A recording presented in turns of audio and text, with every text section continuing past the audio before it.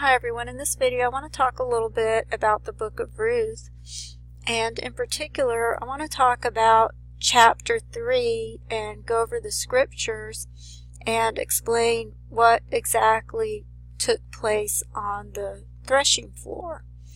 And the reason I wanted to do that is because I want to show you how I believe this is yet another witness that when Jesus comes back, He's going to consummate the covenant.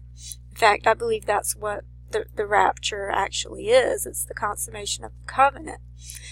And I realize that's not a very popular subject to talk about based on the interest in some of my videos. It seems the views are going down, and there's actually a few people that walked away from my last few videos. There was apparently a few people that got offended because I used the word peninsula in my last video, and I showed a picture of the map of the earth and a picture of Mount Horeb, and apparently some people got offended by that. But I want to continue talking about the word peninsula because I think that's very important to God. And in fact, there's another peninsula that I want to show you, and it has to do with the book of Ruth. But first, I want to go over the scriptures in Ruth chapter 3. Okay, and I'm just going to go over the entire chapter, starting with verse 1. It says, Then Naomi, her mother-in-law, said unto her, My daughter, shall I not seek rest for thee, that it may be well with thee? And now is not Boaz of our kindred, with whose maidens thou wast? Behold, he winnoweth barley tonight in the threshing floor. Wash thyself therefore, and anoint thee, and put thy raiment upon thee, and get thee down to the floor, but make not thyself known unto the man until he shall have done eating and drinking. And it shall be when he lieth down that thou shalt mark the place where he shall lie, and thou shalt go in and uncover his feet, and lay thee down, and he will tell thee what to do. And she said unto her, All that thou sayest unto me I will do. And she went down to the floor and did according to all that her mother-in-law bade her.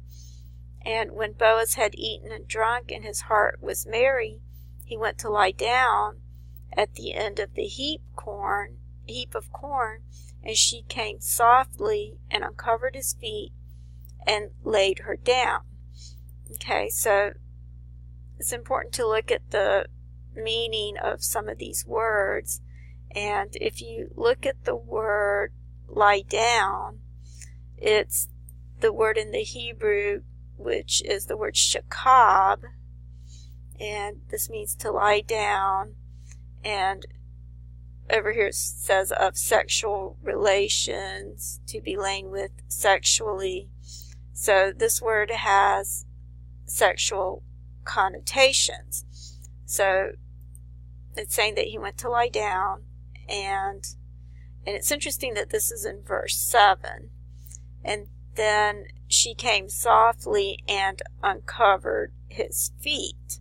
And so if you look at the word feet, you see that it's this word in the Hebrew. It's Strong's 4772.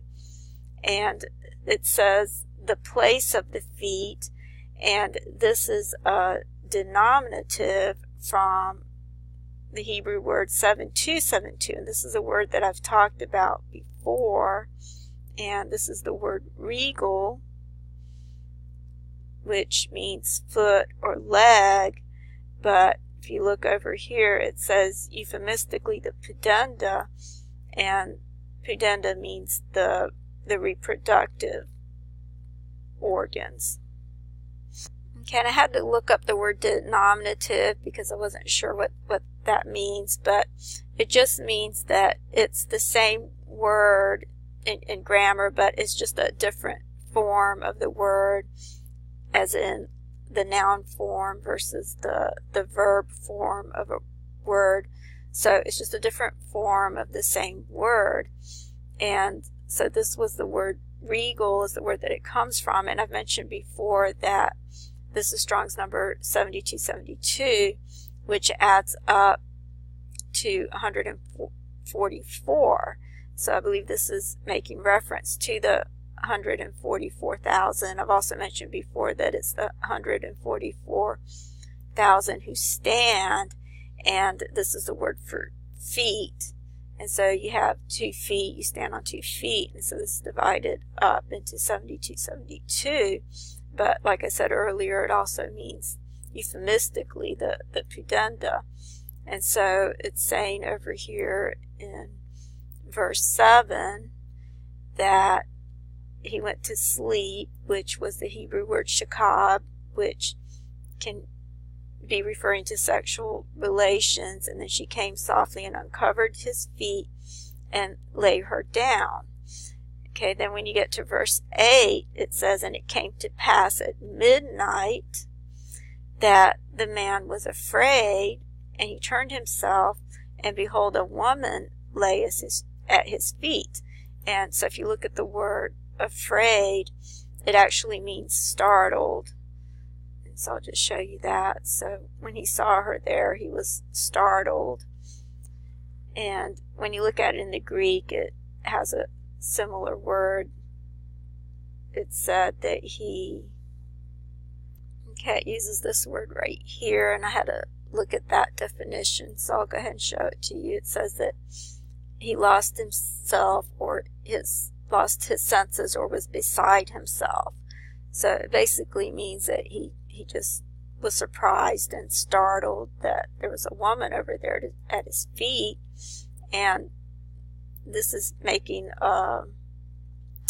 it's alluding to more than just the feet, I believe. And if you look at the word for feet in the Greek, it's this word over here. It's the word podon, or podon, and it's where you get words like the end with pod, like tripod. And so it means legs or feet. There's no distinction in the Greek between feet and legs.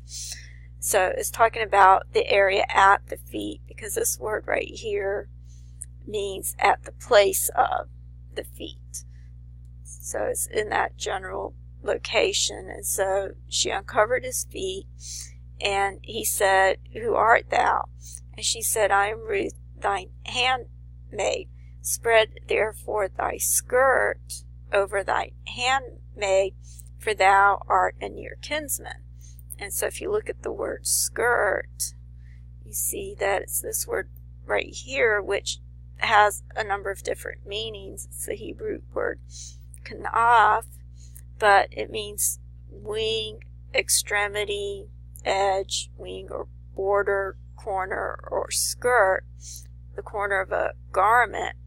But I think it's very likely, or it's possible, that it may have been talking about the tallit, which is the prayer shawl that Jewish people wear. And this is something that I had talked about before, the tallit, because in Deuteronomy, God commanded that the Israelites make fringes upon the 4 quarters of the vesture, and he also commanded that one of these fringes be made out of blue dye, even though it was extremely costly to obtain this dye, because it was very rare. And in fact, it still is to this day. It's very rare to find blue dyes in nature, and so therefore it was extremely expensive to obtain this dye. But yet God commanded that one of the ribbons be made out of blue dyes, so that there's one thread that's blue. You can see that here in Numbers 15. And I had explained in my video called Colors, Dyes, and Microscopic Things, which I had did some time ago, how I believe this is all alluding to DNA, and the restoration is what this blue thread represents. And I don't have time to go over all those details again, but if you want, you can watch those videos. I'll put the links in the description box. But I had also explained how in Natan's testimony, he talked about how excited everyone had gotten in heaven because he wore his tzitzit that day. And he was saying how they get really excited there over little things. He said little things can overturn worlds. Little things such as wearing your tallit can overturn worlds. Okay, so when you understand that this all has to do with DNA, then it makes a lot more sense why they were so excited that he wore his tzitzit that day. Okay, so I believe this could be referring to the transformation over here by virtue of the fact that this is very likely referring to the tzitzit that she's saying for him to put over her. But this word also means wings, so it could also refer to the Exodus and in Revelation 12 where the woman is given the wings of an eagle. And in Exodus, it talks about how God bore the Israelites on eagle's wings. Okay, you can see that over here. I had accidentally clicked on the wrong Strong's number, but you can see it here in Exodus 19:4. It says, "Ye have seen what I did unto the Egyptians, and how I bare you on eagle's wings and brought you unto myself." And so this is referring to the Exodus, which is a type of when the woman flees and is given the wings of an eagle. So it could also be making reference to that, but I believe it's also alluding to the tallit and the tzitzit that he was wearing most likely, and the transformation. Okay, so it goes on to say, and he said, "Blessed be thou of the Lord, my daughter, for thou hast showed more kindness in the latter end than at the beginning, as much as thou followedest not young men, whether poor or rich. And now, my daughter, fear not. I will do to thee all that thou requirest, for all the city of my people doth know that thou art a virtuous woman. And now it is true that I am thy near kinsman. Howbeit, there is a kinsman nearer than I." And it's interesting when you look at this word in the Hebrew, where he says, "Howbeit, there is a kinsman nearer than I." You see that that word is the word yesh, which I've explained many times before, how the Bible codes confirm the word yesh as referring to Yeshua. But you see that yesh means the being, existence, and substance. And so it means there is basically what this word means. It means existence. And the word Yahweh is I'll go ahead and show it to you. Okay, this is the word Yahweh or Jehovah, and it means the existing one.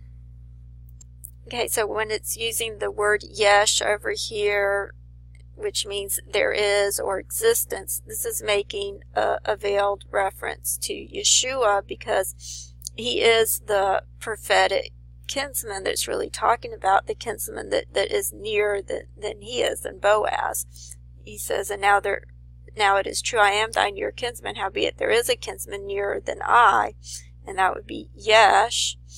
And then when you look at this in the Greek, I thought it was interesting because it uses this word right here, which is an even shorter version of Yesh. And you can see that right here. It's when he said, "Indeed, there is another kinsman that's," and this word right here in the Greek, it's iper, but it's the word that you get in English, you get the word hyper from, and it means above, that is above me or beyond me. So there is a kinsman that's above or beyond me, and in the Hebrew it's using the word yesh to refer to the other kinsman. So I believe this is prophetic for when Yeshua fulfills this, but I'm about out of time, so I'm going to have to continue in the next video. Thank you.